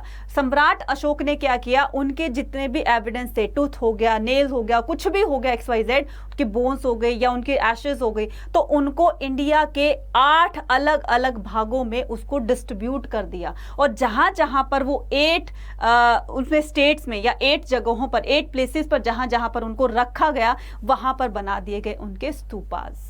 क्लियर होगी बात। तो वहां पर क्या बना दिए गए, वहां पर एक बिल्डिंग बना दी गई और उसी बिल्डिंग को बोला जाता है स्तूपास, जहां पर मॉन्क्स के रहने का वो स्थान बन गया था, राइट। तो देखिए द मेजर बुद्धिस्ट साइट कहां पर है, सांची, ये रहा आपका भोपाल में, भरोत में है 2 हो गए, सारनाथ में है 3, श्रावस्ती 4, लुम्बिनी 5, कुशीनगर 6 और बारबर द बोध गया 7 और अजंता और ये नासिक, ये क्या चीज है, ये सारे वो जगह हैं जहां पर ये बुद्धिस्ट साइट पाई गई हैं। तो इसमें से कोई भी आपके बोर्ड एग्जाम में कोई भी 2 से 3, मतलब 2-3 तो नहीं पूछेंगे, खैर 2 याद रख लेना कि कहां पर बुद्धिस्ट साइट है। एक तो पूछा जाएगा आपका सांची से कि सांची स्तूपा कहां पर है, ये आपको एमपी में करना पड़ेगा। लुम्बिनी आपको पता है, लुम्बिनी कुशीनगर, तो ये सारा कहां पर, लुम्बिनी कुशीनगर ये आपके नेपाल साइड में है, ठीक है, क्लियर। कुशीनगर कहां पर है, ये लुम्बिनी कुशीनगर, लुम्बिनी कहां पर है, नेपाल में। कुशीनगर वो है जहां उनकी डेथ हुई थी। बोध गया जहां पर इनको अलाइनमेंट प्राप्त हुई थी, मतलब इनको ज्ञान की प्राप्ति हुई थी बोध गया में, ठीक है। और श्रावस्ती जहां पर इन्होंने अपने मैक्सिमम अपनी लाइफ के रेनी सीजन स्पेंड किए, क्योंकि ये लोग ऐसे करते थे, जब गौतम बुद्धा जब जीवित थे तो वो क्या करते थे, सेरेमन्स देते थे, अपने उपदेश देते थे, गांव गांव में जा करके वहां पर लोग उनको सुनने के लिए आते थे, उनके उपदेशों को सुनने के लिए आते थे। तो रेनी सीजन तो आता ही है, तो रेनी सीजन में जहां पर सबसे ज्यादा उन्होंने रेनी सीजन को स्पेंड किया तो वो थे श्रावस्ती। सारनाथ क्या था, उन्होंने फर्स्ट अपना दिया था सारनाथ में, सब पहला उपदेश, राइट। तो भरोत भी वो जो उनका स्तूपास बनाया गया है, राइट। तो नर्मदा, सांची, ये सारे क्या चीज है, ये बौद्धिस्ट साइट है। इज दैट क्लियर बच्चे, चले आगे। Why were स्तूपास बिल्ट, अब ये स्तूपास क्यों बनाए गए, रीजन क्या था इसको बनाने का, तो चलिए रीजन भी देख लेते हैं। तो beside there were some places where the relics of the Buddhas as his body remained। अब ये relics क्या होते हैं, अभी मैंने बताया ना, उनकी बॉडी के जो भी एसेंस बच गए थे, जो भी कुछ बचा हुआ था उनकी बॉडी से, बोन्स है, बोन्स तो फायर नहीं होती है ना, मतलब बोन्स तो जलती नहीं है, नेल्स हो गए, टीथ हो गए, तो ये उनके क्या बन गए थे, मतलब उनकी बॉडी से निकले हुए क्या थे, वो रैलिक्स थे ऑफ बुद्धास। अच्छा, आज मतलब कुछ दिन पहले न्यूज में आई थी कि गौतम बुद्धा का एक टूथ जो है वो उनको मिला है, उसको बॉक्स में बंद हुआ मिला है और वो श्रीलंका के किसी टेम्पल में रखा गया है। श्रीलंका में बौद्धिस्ट में वो बहुत है ना, साइट्स बहुत है, तो किसी बौद्धिस्ट साइट पर उसको रखा हुआ है, एक छोटी सी बॉक्स है, डिब्बी है, उसके अंदर उसके टूथ को रखा गया है, उनके टूथ को रखा गया है और फिर उनके प्लेस पर उनको रखा गया, तो वो भी एक वर्शिप का क्या बन गया है, प्लेस बन गया है। Buddha such has is bodily remain और the object use by other buried there, right. तो मतलब जो भी डेड बॉडी से निकलते हैं तो उनको जैसे गंगा में प्रवाहित कर दे, तो वो गंगा में प्रवाहित नहीं किए थे। These were mounts known as stupa. तो जहां जहां पर इन एविडेंस को रखा गया, उनके जो भी बॉडी के जो भी रिमेन्स मिले, पार्ट्स जो भी बचे हुए थे, तो उनको जगह जगह पर डिस्ट्रीब्यूट कर दिया गया और वहीं पर क्या बना दिया गया, वहीं पर बिल्डिंग बना दी गई। उन्हीं बिल्डिंग को बोला जाता है क्या, स्तूपास, राइट। तो उन्हीं को क्या कहा जाता है, stupas. According to the Buddhist, तो बुद्धिस्ट के अकॉर्डिंग, बुद्धिस्ट टेक्स्ट जो होती है ना, बुद्धिस्ट टेक्स्ट क्या होती है, जिसमें गौतम बुद्धा की सारी टीचिंग्स लिखी हुई है, उनके जितने भी रूल रेगुलेशन थे, जो भी कुछ लिखा हुआ है, वो सारे बुद्धिस्ट टेक्स्ट होते हैं, ठीक है। तो Buddhist text known as the, Buddhist text का नाम क्या है, ये कई बार पूछा जा चुका है, तो ये क्या हो जाएगा, अशोक वंदना। तो ये किसने लिखी थी, अशोक ने लिखी थी, जिसमें उनके सारे बॉडी के जो एलेक्स हैं उनके बारे में चर्चा की गई है। तो according to the Buddhist text known as Ashok Vandana, Ashok distributed the portion of the Buddha's relics, उनकी बॉडी के पार्ट्स को, उनकी बॉडी के जो भी एसेंस बचे हुए थे, तो उनको क्या किया, every important town order to the construct of the stupa. जहां जहां पर रखे गए थे, अशोक ने ये ऑर्डर दे दिया कि जहां जहां पर वो रखे जाएंगे वहां पर आपको बिल्डिंग बनानी है और वही बिल्डिंग स्तूपास कहलाती है। How were the stupas built. अब देखो जरा, स्तूपास में बिल्डिंग पे क्वेश्चन आते हैं, जैसे उनको क्रोनोलॉजिकल ऑर्डर में आपका लगाने के लिए आ जाएगा कि कहां पर क्या चीज बनी थी, इसको क्या कहा जाता है, इसको क्या कहा जाता है, तो सारी चीजें हम यहां पर देख लेते हैं। हाउ वर स्तूपास बिल्ट, तो कैसे बनाए जाते हैं। इंस्क्रिप्शंस, जो भी हमें इंस्क्रिप्शंस मिले, इंस्क्रिप्शन क्या होती है बच्चे, प्रशस्तिज होती है, मतलब इंस्क्रिप्शन होते हैं जो भी, जैसे बड़ी बड़ी दीवार, मतलब दीवारों के ऊपर बड़े बड़े बोर्ड्स में कुछ लिखा होता है, जैसे हम मंदिर में जाते हैं ना, टेम्पल्स में जाते हैं या किसी भी बुद्धिस्ट साइट पर चले गए, तो वहां पर दीवारों पर ना बहुत कुछ धर्म से रिलेटेड बातें लिखी होती है, कुछ जीवन से रिलेटेड बातें लिखी होती है, तो वो बातें क्या थी, उनको कहा जाता है inscriptions found on the railings and pillars of the stupas. अब ये जो इंस्क्रिप्शन है, ये हमें स्तूपास के पिलर्स पर, राइट, तो पिलर्स, ये स्तूपास क्या होते हैं बच्चे, ऐसे होते हैं ना, कुछ इस तरह के बने होते हैं, ठीक है। तो इनके पिलर्स पर और इनकी दीवारों पर क्या थे, कुछ मैसेजेस लिखे हुए थे, right. Stupas recorded the donation made of the buildings and the decorating them. तो जिन्होंने उसको बनाने के लिए जो भी पैसा डोनेट किया, कुछ भी XYZ उसको डेकोरेट करने के लिए जो भी सामान दिया, उसने पैसा दिया उसको बनाने के लिए, तो उनके बारे में भी लिखा हुआ है। Bhikkhus and bhikkhunis also the contributed towards the building these monuments. तो भिक्खूज और भिक्खुनीज ने भी इनमें क्या किया, जैसे मर्चेंट्स थे, राजा थे या वेल्दी पर्सन थे, तो वो थे तो रिच ना, तो उन्होंने क्या किया, उन्होंने डोनेशन दिया स्तूपास को बिल्ड कराने में, हमारी तरफ से इतने लाख रुपए लीजिए, हमारी तरफ से इतने वो लीजिए, हमने डेकोरेशन का सामान दे दिया, बस इसी तरह से बन जाते थे स्तूपास, राइट। तो उनके नेम को भी मेंशन किया गया है, ठीक है। चलिए, the structure of the stupas, तो ये स्ट्रक्चर है स्तूपास का, एक एक चीज को जरा ध्यान से देखेंगे, ठीक है, बहुत इंपॉर्टेंट है ये। तो the structure of the stupa, Sanskrit word meaning that is heap, इसको क्या कहा जाता है, इसको क्या कहा जाता है, संस्कृत में इसको हीप कहा जाता है, right. Originated as the simple semi circular mount the earth, ये देख रहे हो, ये क्या है, ये सिंपल सेमी सर्कुलर है, ठीक है, सेमी सर्कुलर है ना, तो सर्कुलर तो पूरा ये हो जाएगा, सेमी का मतलब आधा, जैसे आप लोग स्कूल में मैम बोलते, टीचर बोलते सेमी सर्कल बना लो, ग्रुप फोटो लेना है, तो आप क्या करते हो, सेमी सर्कल बना लेते हो उसका, ठीक है। फोटो लेते ही ना तुम्हारे चेहरे पर चमक आ जाती है ना, करवाया कभी फोटो, ग्रुप फोटो करवाई होगी ना, हाँ बिल्कुल सही, हमने भी करवाई है, ठीक है, और याद रहती है बहुत दिनों तक, जब हम बड़े हो जाते हैं और फिर अपनी स्कूल की मेमोरीज देखते हैं, तो हाँ ये मेरा वो वाला दोस्त था, ये मेरी वो वाली फ्रेंड थी, ये वो कर रहा था, वो कर रहा था, तो यादें ताज़ा हो जाती है। तो ये ग्रुप फोटो इसलिए भी जरूरी होती है। तो मैडम क्या कराती है, सेमी सर्कल बना लो भाई, ठीक है, बना लिया, वो फोटो खिंचवा ली, ठीक है। चलिए बात आते हैं अपने मुद्दे पर। Originated as a simple semi circle mount on the earth, ये अर्थ पर बना होता है, ठीक है, ये वाली क्या है, हमारी अर्थ है, ठीक है, जमीन है ये, इसके ऊपर ये सेमी सर्कल ये इस टाइप का बना दिया जाता है। अबाव द अंडा, ये क्या चीज होती है, अंडा, इसको सेमी सर्कल क्या कहते हैं, अंडा, ठीक है, क्या बोलते हैं, अरे ये वो खाने वाला अंडा नहीं बोल रही हूँ मैं, ठीक है, वो एग दूसरा होता है, इसको क्या कहते हैं, अंडा, ठीक है, ये जो सेमी सर्कल बनाया गया है, ठीक है। अबाव द अंडा द हर्मिका, ये जो होती है बच्चे, ये इसको क्या कहते हैं, हर्मिका, ध्यान से देखना, इसको क्या बोलते हैं, इसको बोलते हैं हर्मिका। किसको, ये जो सेमी सर्कल है इसको बोल देंगे अंडा, और ये जो इसके ऊपर ये जो दिखाई दे रही है आपको छोटी सी रेलिंग्स दिखाई दे रही है ना, इसको क्या बोलेंगे, इसको बोलेंगे हम हर्मिका, ठीक है जी। Balcony like structure that is present the above the gods, right. तो बालकनी लाइक स्ट्रक्चर, तो ये आप ये सब देख रहे हैं, ठीक है। तो ये सारी चीजें क्या है, ग्रेट स्तूपा साचीज, a plan provided the horizontal perspective of the building, right. तो इस तरीके से उसको बनाया गया है। तो इसको क्या कहा जाता है, इसको कहा जाता है, ये जो रैलिंग्स है बच्चे, इसको कहा जाता है harmika. Gradually involve to the balancing round the square shape above the anda, तो इस अंडा के अबाव पर जो है वाज द हर्मिका बनाई गई थी। इसको क्या बोला जाता है, इसको बोला जाता है छत्र, इसको क्या बोला जाता है, छत्र, छतरी भी कह सकते हो, छत्र भी कह सकते हो, ठीक है। Balcony like structure represented abode the gods, और ये जो आपका ये जो स्ट्रक्चर, मतलब कि जैसे हम टेंपल में जाते हैं ना, तो टेंपल में जब मेन डिटीज होती है, तो वहां पर उनको वर्शिप करने के बाद, उनकी पूजा करने के बाद हम उसके चारों तरफ चक्कर लगाते हैं, है ना, परिक्रमा लगाते हैं। तो ऐसे ही ये जो रैलिंग बनी होती है, तो उनके मेन उसके बाद में क्या होता है, यहाँ पर उसको चारों तरफ बालकनी लाइक स्ट्रक्चर होता है ना, उसके चारों तरफ परिक्रमा करके और अपनी यात्रा को पूरी की जाती है, ठीक है, रिप्रेजेंटेड अबाउ द गॉड।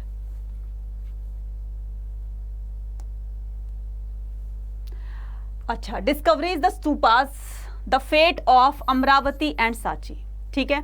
अब ये देख रहे हो कितना सुंदर सा बना हुआ है, बोलो मैडम ये तो टूटा फूटा सा है, कुछ समझ नहीं आ रहा क्या हो रहा है। अरे ये एंशिएंट बिल्डिंग है, उस टाइम में देखो जरा, इस तरह के आप देख रहे हो, कारीगरी देख रहे हो कि हर चीज को कहीं पर कोई जोड़ वगैरह आपको कुछ ज्वाइंट नहीं दिखाई देगा।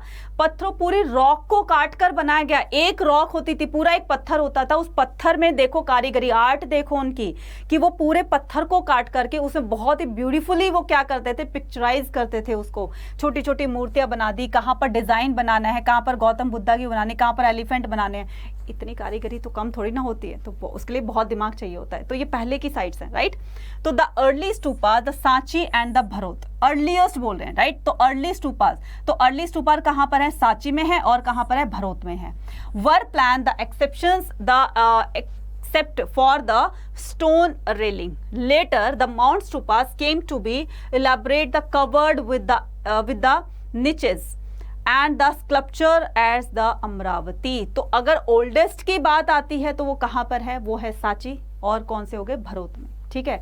कहाँ पर है ये दोनों, एमपी में है। फिर धीरे धीरे द मोस्ट, बहुत सुंदर, ये तो अर्लीस्ट है। एक होता है बहुत सुंदर वाला, एक होता है बहुत अर्लीस्ट, मतलब बहुत पुराना, और एक होता है बहुत सुंदर। तो जो बहुत पुराना है वो मैंने बता दिया है, सांची और भरोत, और जो बहुत ही सुंदर तरीके से, ब्यूटीफुल तरीके से बनाया गया, डेकोरेशन बहुत अच्छी है जिसकी, वो कौन सी है, वो है हमारी अमरावती की, ठीक है, अमरावती।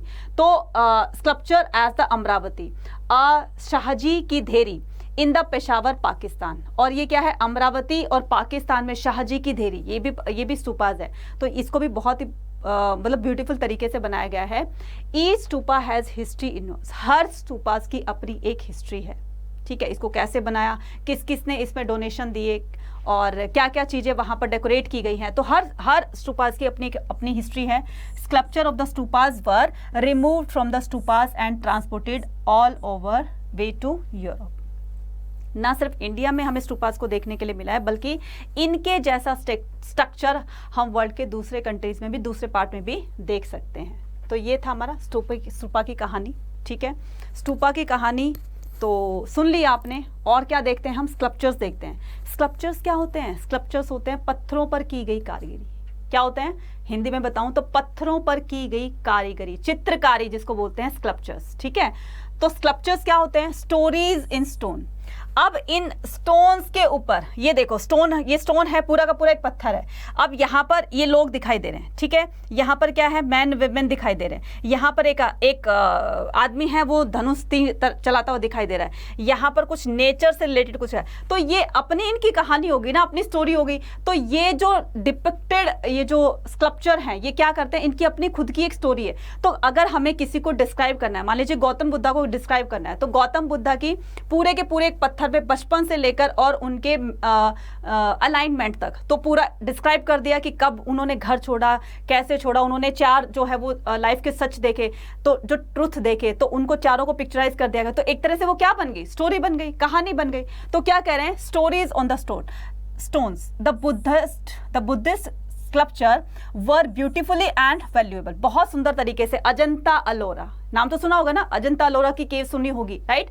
तो उसमें क्या बताया गया है, उसमें पूरा का पूरा पूरी दीवारों पर पिक्चराइजेशन की हुई है, किसकी, गौतम बुद्ध के जीवन से रिलेटेड, उसमें सारी पिक्चर्स को दिखाया गया है। The sculpture in the Sanchi seem to be depicted a scene from the story of the Vessantara Jataka. तो वसंतरा जातक की कथाएं पूरी की पूरी उसमें पिक्चराइज की गई है, कहां पर, सांची स्तूपा में। सिंबल्स ऑफ द वर्शिप, बच्चे यहां से क्वेश्चन बनते हैं 101%, ठीक है। ऐसा कभी भी नहीं हुआ कि बोर्ड एग्जाम में या CUT एग्जाम में यहां से क्वेश्चन नहीं पूछे गए हों। क्वेश्चन क्या आता है, कैसे क्वेश्चन आते हैं, वो भी मैं आपको बताऊंगी। Symbols of the worship, many early sculptures did not show the Buddhist in the human beings. बहुत सारे ऐसे कहते हैं कि वो जस्ट एक नॉर्मल इंसान थे हमारी तरह, लेकिन बहुत सारे हिस्टोरियन ऐसे भी कहते हैं कि वो तो भगवान थे, उनकी पूजा की जानी चाहिए। तो यहां पर भी क्या हो गया, डिबेट हो गई एक तरह से, ठीक है। तो many early sculptures did not show, तो जो भी स्कल्पचर्स बनाए गए, मतलब पत्थरों पर जो भी चित्रकारी की गई, उससे शो नहीं होता है कि Buddha in a human form, instead they showed his presence through the symbols। तो उनकी कहीं भी कोई मूर्ति दिखाई नहीं दी, सिर्फ उनके सिंबल्स दिखाई दिए हैं। तो वो कहते थे कि वो एक जैसे जैसे उनके जीवन में परिवर्तन आते गए, उनको सिंबलाइज कर दिया गया। फिर से सुनो क्या कहता है, many early sculpture did not show, तो बहुत सारे स्कल्पचर ऐसे हैं जो शो नहीं करते हैं कि बुद्धा इन अ ह्यूमन फॉर्म, उन्होंने बुद्ध को इंसानों के रूप में नहीं दिखाया। कैसे दिखाया, जिसकी वो पूजा करेंगे, वो चीज उन्होंने उनको सिंबलाइज की। वो चीज क्या है, instead of showing the presence through the symbols, the empty seat, खाली सीट है, बिल्कुल खाली सीट है, उस पर गौतम बुद्धा को नहीं बिठाया गया, दिखाया भी नहीं गया है। तो empty seat was mean to indicate the meditation. जो भी खाली सीट दिखाई दी है, ठीक है, एक आसन सा बनाया गया है, चेयर बनाई गई है, तो जो एम्प्टी सीट है उसको सिंबलाइज किया गया है मेडिटेशन के तौर पर। ठीक है, क्या बोला है, मेडिटेशन ऑफ बुद्धा। तो बुद्धा को एम्प्टी सीट को रिप्रेजेंट किया गया है मेडिटेशन के लिए। And the stupa meant that represent the, और जो स्तूपास होते थे, जो स्तूपास बनाए गए, सांची स्तूपा हो गया, भरत स्तूपा हो गया, अमरावती हो गया, तो ये जो स्तूपास बनवाए गए हैं, स्पेशली सांची स्तूपा के बारे में बताया गया है, ये क्या था, ये महापरिनिर्वाण था। ठीक है, महापरिनिर्वाण का मतलब होता है कि जब उन्होंने उनकी जब डेथ हुई थी, ठीक है, तो Mahaparinirvana. Another frequently use the symbol of wheel. ठीक है, अच्छा, ये महापरिनिर्वाण जब उन्होंने घर त्याग किया था। देखो, घर त्याग करने को तो बोलेंगे, देखो ये जब उनका बर्थ हुआ था, मैं सारी चीज़ों को यहाँ पर लिख देती हूँ, जब उनका बर्थ हुआ था तो उनको कंसिडर किया गया था लोटस से। ठीक है, उनके बर्थ को कंसिडर किया गया लोटस से। जब उन्होंने घर छोड़ा, ठीक है, लेफ्ट द होम, ठीक है, उसको कहा गया है महापरिनिर्वाण। जब उनको ज्ञान की प्राप्ति हुई, ठीक है, जब उनको ज्ञान की प्राप्ति ही, उनको बोधि ट्री से दिखाया गया है, तो उनको सिंबलाइज किया गया है बोधि ट्री से, बोधि वृक्ष से। ठीक है, और जब उनकी डेथ हुई तो उनको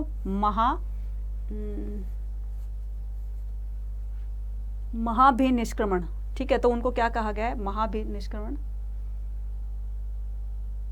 निष्क्रमण। ठीक है, ठीक है। और जब उनको ये जो फर्स्ट सेरेमन है, इसको रिप्रेजेंट किया गया है व्हील को। ठीक है, FIRST, फर्स्ट सेरेमन बताया गया है उनको व्हील के ऊपर। ठीक है, तो उनको रिप्रेजेंट किया है, जब उनको ज्ञान की प्राप्ति हुई तो वो ज्ञान धर्म चक्र कैसे चलता है, कि धर्म परिवर्तन जब हुआ तो उसको रिप्रेजेंट किया गया है व्हील से। ठीक है, this to the first sermon of Buddha advise at the Sarnath. और इन्होंने पहला उपदेश अपना कहाँ दिया था, सारनाथ में। क्लियर बच्चे? ठीक है, चारों चीजें क्लियर हो गई, किसको कब सिंबलाइज किया गया। ठीक है, चलिए आगे। Popular tradition. अब ये ट्रेडिशन, परंपराएं क्या होती हैं, ठीक है, तो ये कौन कौन सी परंपराएं थी जो बहुत पॉपुलर थी।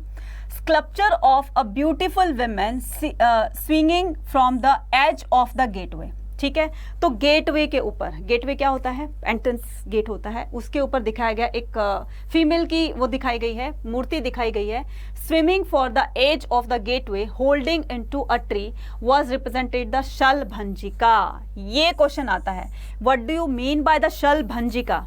तो बच्चे ये शलभंजिका, ये देखो, ये एक फीमेल दिखाई गई है यहाँ पर। ठीक है, इसके दोनों तरफ दिखाए गए हैं कुछ इस तरीके से। दोनों तरफ क्या है कि ये कोई मटका वगैरह, कुछ पॉट वगैरह लिए हुए हैं और उनसे पानी से उनके ऊपर ये क्या कर रहे हैं, ये इनके ऊपर गिरा रहे हैं। इसका मतलब क्या होता है, इसका मतलब ये हो रहा है कि ये दोनों जो ऊपर से पानी गिरा रही हैं, ये इनका राज्याभिषेक कर रहे हैं, और इसी डिपिक्टेड को बोला जाता है शलभंजिका। ठीक है, इसी को कहा जाता है शलभंजिका। और ये क्या कर रहा है, holding on to a tree was representation. ये एक पेड़ के नीचे बैठी है, ये दोनों आपस में क्या कर रहे हैं, ये इनके ऊपर ऐसे पानी, कुछ अमृत वगैरह कुछ भी इनके ऊपर फ्लो कर रही हैं, मतलब गिरा रही हैं, और एक तरीके से इनका राज्याभिषेक कर रही हैं। तो इसको कहा जाता है शलभंजिका। जैसे आप देखते हो ना, दिवाली पर लक्ष्मी माता की मूर्ति होती है, गॉडेस लक्ष्मी की नीचे मूर्ति लगी होती है, और साथ में दो क्या होता है, एलिफेंट दिए होते हैं। तो एलिफेंट के ट्रंक में क्या होता है, पॉट्स होते हैं जो पानी से वो उनके ऊपर पानी गिरा रहे होते हैं, या धन की बरसात कर रहे होते हैं। तो ये भी क्या हो गए, एक तरह से ये उनका राज्याभिषेक हो गया। ठीक है, तो according to the popular belief Shalabhanjika was a women. Shalabhanjika, ये जो है, इसको बोलते हैं शलभंजिका। ये जो शलभंजिका है, वुमेन हुज, इसको शलभंजिका बोला गया है, whose touch the cause trees to flower and bear the fruit. It was regarded as an auspicious symbol and integrated into the decoration of the stupas. तो ये बताया गया, एक तरह से कंसीडर करते हुए ये हमारी धरती माता भी है, जो हमें नेचुरली क्या देता है, मतलब नेचुरली हमें फ्रूट देती है, हमें छाया देती है, हमारा पालन पोषण करती है। तो इसको ये भी दिखाया गया है, कहीं कहीं पर बताया गया है कि ये एज अ गॉडेस लक्ष्मी पे भी इसको दिखाया गया है। तो कुछ अलग अलग इनके थिंकिंग्स है। तो इसको बताया गया है कि इसको स्टूपास के में भी डिपिक्टेड किया गया। तो जहां जहां पर स्टूपास बने तो ये शलभंजिका उसमें दिखाई गई है। ठीक है, क्लियर बच्चे?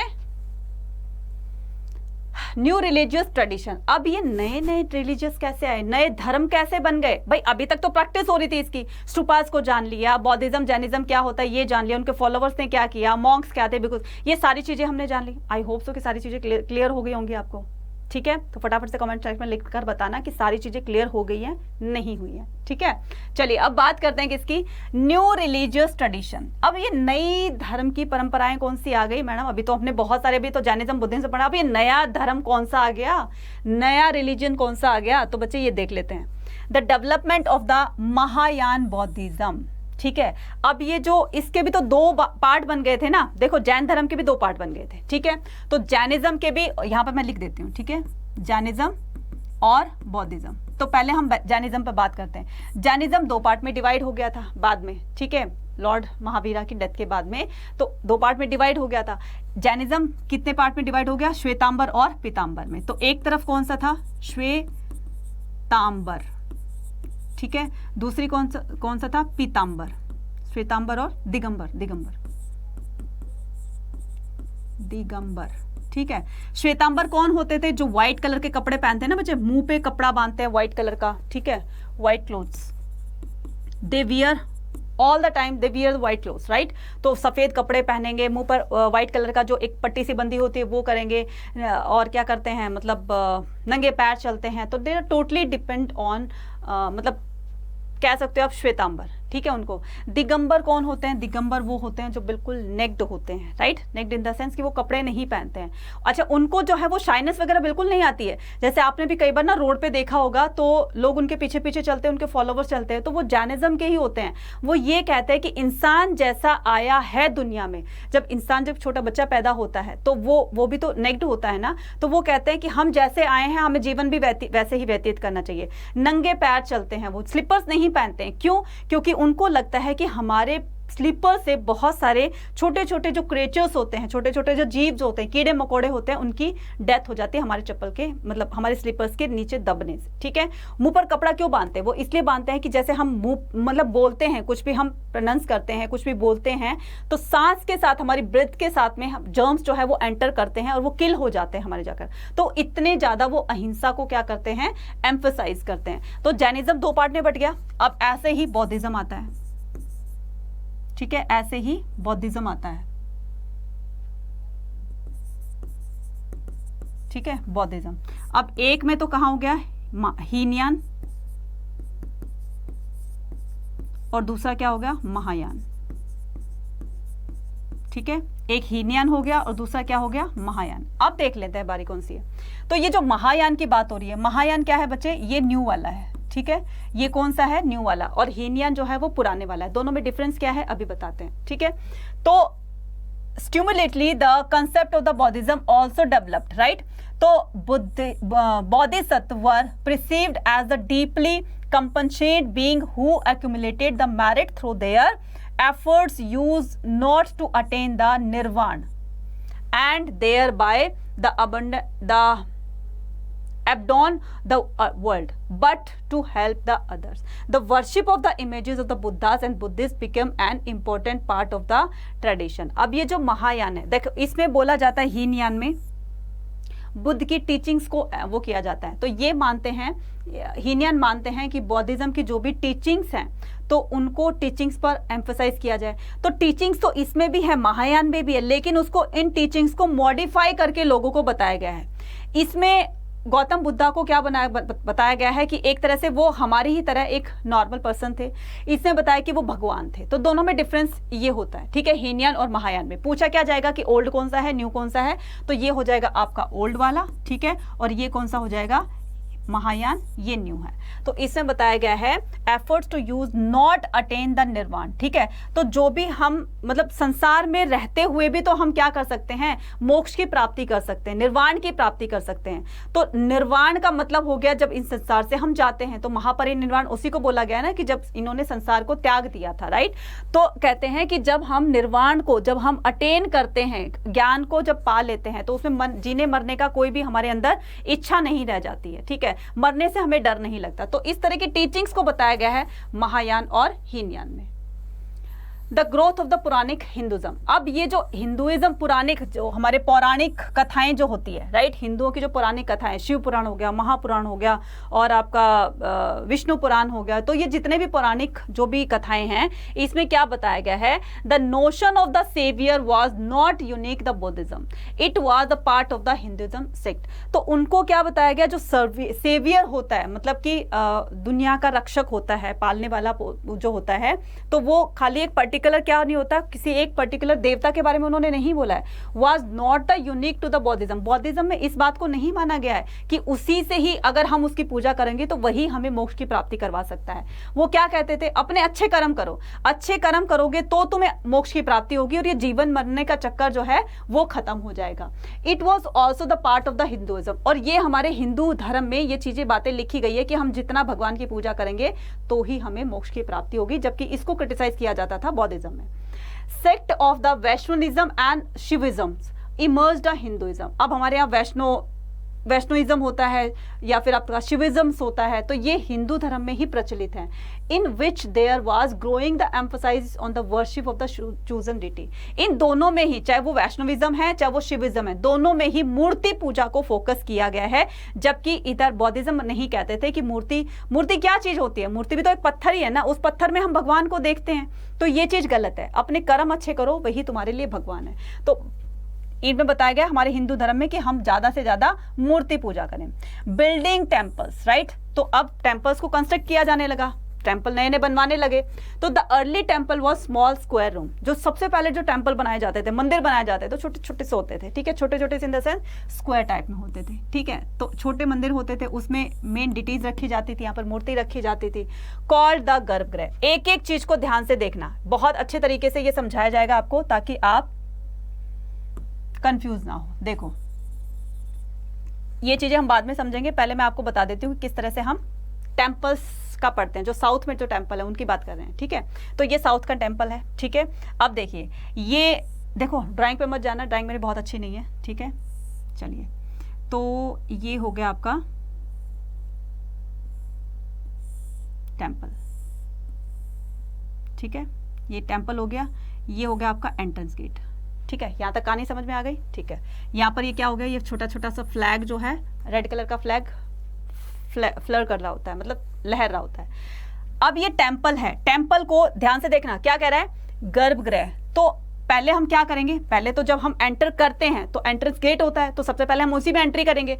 तो इस एंट्रेंस गेट को क्या बोलेंगे, हम बोलेंगे इसको गोपुरम। क्या बोलेंगे, गोपुरम। एंट्रेंस गेट को क्या बोलेंगे, गोपुरम बोलेंगे। जैसे हम एंट्रेंस गेट को क्रॉस करके और इस बड़े से हॉल में आते हैं, एंट्रेंस गेट को क्रॉस करेंगे तो एक बड़ा सा हॉल आता है जहां पर भजन कीर्तन या लोग बैठे होते हैं, नाच गाना होता रहता है, भजन वजन चल रहे होते हैं। तो ये हॉल होता है, इसको क्या बोलेंगे हम, इसको बोलेंगे हम मंडप। क्या बोलेंगे, मंडप, ठीक है, इसको बोलेंगे हम मंडप।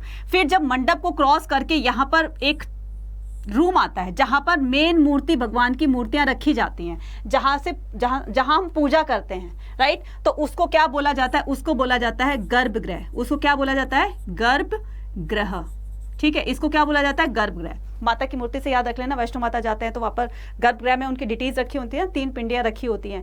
तो जो मेन जो डिटीज रखी होती है जिस रूम में, उस रूम को बोला जाता है गर्भगृह। और जो ये होता है टॉप वाला जो छोटा सा ये जो पोर्शन होता है, इसको बोला जाता है शिखर। क्या बोला जाता है, शिखर। समझ में आ गई, फिर से बताऊं, एंट्रेंस गेट को क्या बोलेंगे, गोपुरम। उसको क्या बोलेंगे, मेन हॉल को मंडप, जहां पर नाच गाना ये भजन कीर्तन होते रहते हैं। मेन जो रूम होता है जहां पर डिटीज रखी जाती है उसको बोला जाता है गर्भगृह। और जो ऊपर टॉप पर होता है उसको बोलते हैं शिखर, ठीक है। हो गई बात खत्म। चलिए, gradually it all the structure known as the shikhara was built over the central shrine. तो इस श्राइन के ऊपर में, बिल्कुल ऊपर में, जहां पर टॉप में, तो ये क्या होता है, ये झंडा लहराता रहता है, इसको क्या बोलेंगे, shikhara. Temple walls were often decorated with the sculpture. Temple walls तो पत्थरों से ऊपर कारीगरी की गई होती है, उनको क्या कहा जाता है, डेकोरेटेड होती है ये स्कल्पचर से, पत्थर की कारीगरी से। Can we see the everything, क्या हम हर चीज को देख सकते हैं, चलिए देख लेते हैं। ग्रैपलिंग विद द अनफेमिलियर, कुछ बातें ऐसी होती है जिससे हम बिल्कुल अननोन होते हैं, हमें पता ही नहीं होता क्या चीज होती है, राइट। कौन सी बातें होती हैं, the European scholar were horrified by what seems to them the grotesque figure with the multiple arms and head. अब देखो, एक भगवान होता है, भगवान के बहुत सारे हाथ होते हैं, तो हमने मतलब ऐसा हमने देखा है ना, जैसे रामायण होगी, महाभारत होगी, श्री कृष्ण का जो उन्होंने गीता में जो अपना अवतार दिखाया था, तो बहुत सारे उनके हैंड्स हो गए थे, राइट। तो ये जो यूरोपियंस थे, ये हमारे इस टेक्नोलॉजी को, मतलब टेक्नोलॉजी इन द सेंस, ये हमारी इस बात को समझ नहीं पाए कि with the multiple arms and the head और with the combination of the human animal form. और ये कैसे हो सकता है कि एक इंसान एनिमल का भी रूप धारण कर सकता है, जैसे विष्णु भगवान ने वराह का रूप धारण किया था, एनिमल का रूप धारण किया था, तो ये कैसे हो सकता है? एक पर्सन के इतने सारे हाथ हो सकते हैं, एक पर्सन के इतने सारे हेड हो सकते हैं। उन्होंने रावण को कंसीडर किया, ठीक है। तो European they were totally confuse, horrified, right, तो डर जाते हैं ऑफ गॉड एंड गॉडेस। जैसे हमारी दुर्गा माता के बहुत सारे हाथ है ना, तो उन्होंने कहा कि ऐसे कैसे हो सकता है, ठीक है, इंसान के। If text and image do not match, क्या होता है कि अगर टेक्स्ट और इमेज जो लिखा हुआ है और उसकी मैच, जो उसकी जो इमेज होती है, उसकी जो फोटो होती है, पिक्चर होती है, अगर वो दोनों मैच नहीं करती तो फिर गड़बड़ हो जाती है। वो क्या होती है? They compared and often found early Indian sculpture inferior to the works of the Greek artist. तो उन्होंने क्या किया, ग्रीक के जो आर्टिस्ट होते हैं, तो उन्होंने जैसे उनको टेक्स्ट मिले उसके हिसाब से वो क्या करते थे। जैसे मान लीजिए कि हमें 10 क्या बोलते हैं उसको, 10 मुंह वाला रावण, जिसके 10 हाथ 10 पैर, मतलब कुछ इस तरह से, तो जब हमें मिला कि वो दशानन था, उसके 10 सिर थे, तो कहीं ना कहीं से हमें उसका प्रूफ मिला, तो हमने क्या कर दिया, उसकी वैसे ही मूर्ति बना दी। तो ये टेक्स्ट भी मैच हो गया और उसकी मूर्ति भी मैच हो गई। लेकिन जहां पर ये दोनों चीजें मैच नहीं करती, वहां पर क्या होता है, कंफ्यूजन हो जाती है। They were very excited when they discovered the image of the Buddhas and bodhisattva that were eventually based on the Greek models. तो उनको इस बात की, मतलब इस बात की एक्साइटमेंट रहती है कि जैसे ही उनको, ग्रीक में भी तो फैला था ना बौद्धिज्म, कि उनको कहीं से ये एविडेंस मिल जाए कि भगवान बुद्ध जो थे वो सिंपल एक ह्यूमन थे, राइट, उनके 10 हाथ 10 पैर नहीं थे। तो जो जो उनको टेक्स्ट मिले, उन्होंने उसी हिसाब से उसको स्कल्पचर किया, उसी हिसाब से उनकी मूर्ति बनाई। और अभी तक ऐसा कोई एविडेंस नहीं मिला है कि उनके इतने हाथ पैर थे, इतने मुंह थे उनके, तो वो एक जस्ट सिंपल ह्यूमन बींग्स थे, right, based on the Greek model, जो कि ग्रीक मॉडल के ऊपर बेस्ड थे। तो जैसे ग्रीक्स ने उनको मॉडल किया है, जैसे ग्रीक्स ने उनकी डिटीज बनाई है, सेम वैसे ही आज तक वो बनी हुई है, लाइक दिस। ठीक है बच्चे, क्लियर? और ये सारी देखें, ये स्कल्पचर्स हैं, ये यहाँ पर एलिफेंट भी एक पत्थर में से बनाया गया है। तो देखो इस तरह के पत्थर होते हैं, रॉक्स जो होते हैं ना, रॉक स्टोन्स जो होते हैं, तो रॉक्स बने होते हैं, उसी में से क्या किया गया था, पूरा का पूरा उसको डिपिक्टेड किया गया है, ठीक है, और इसी से ही स्टोरी बना दी जाती है। तो ये था हमारा आज का सेशन, ठीक है, और थिंकर बिलीव्स एंड बिल्डिंग्स। तो आई होप सो कि आपको अच्छे से समझ में आ गया होगा, ठीक है, और अच्छी लगी हो, ठीक है, स्टोरी अच्छी लगी हो, सेशन पसंद आया हो, समझ में आ गया हो, तो कमेंट सेक्शन में लिखकर जरूर बताइएगा। और हाँ, अगर आपको इसी तरीके से सारी क्लासेस, पूरे चैप्टर की description, question answer, previous year question answer, MCQs, ये सारी चीजें आपको मिलती रहेंगी। लेकिन उससे पहले आपको चैनल को सब्सक्राइब करना होगा। सब्सक्राइब करने के बाद उसको लाइक और शेयर करना होगा और बेल आइकन प्रेस करना होगा, ताकि आपको सारी प्रायर इन्फॉर्मेशन मिलती रहे कि कौन सी क्लास कब होने वाली है, ठीक है। तो उम्मीद करती हूँ सारे बच्चे करेंगे, और अगर जिसने सब्सक्राइब नहीं किया है तो अभी के अभी जाकर सब्सक्राइब करेंगे, क्योंकि मैं ऐसी बहुत सारी ऐसी छोटी स्टोरीज के साथ में डिस्क्रिप्शन लेकर आने वाली हूँ, जो कि आपको बहुत ज्यादा मजा आने वाला है, स्पेशली हिस्ट्री में, ठीक है। तो अब तक आपको जो हिस्ट्री बोर लगती थी, अब वो बोर नहीं लगेगी, अब वो लगेगी आपको इंटरेस्टिंग, ठीक है। चलिए ठीक है, thank you so much and have a nice day, bye bye.